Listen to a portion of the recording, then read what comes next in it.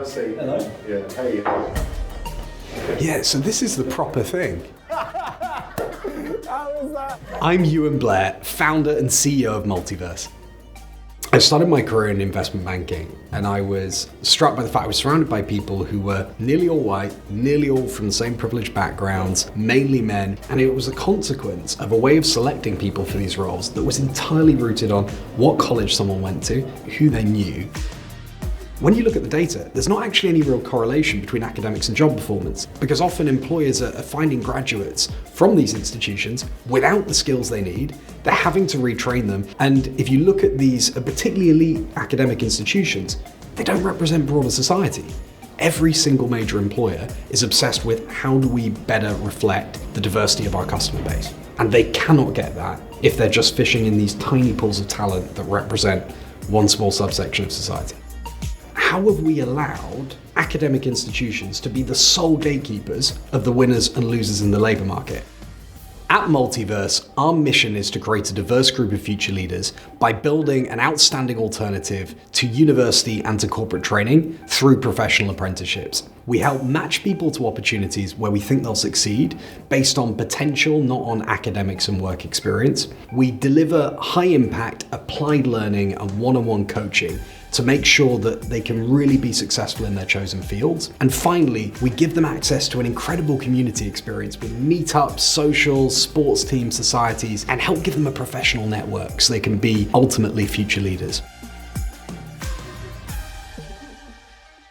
One of our investors said to me, Joel Cutler's going to be in town and you should meet him. And we talked a lot about the issues we're solving, why we're excited about them. And I walked away from that meeting thinking, these are people who think about the world in a very similar way. And the more I got to meet and see people at General Catalyst, the more excited I was, because they're a very values-led firm and they wear their conviction quite openly, and their desire to take a stance on social issues mattered a lot, and I think it will be increasingly important. Not all VCs have that.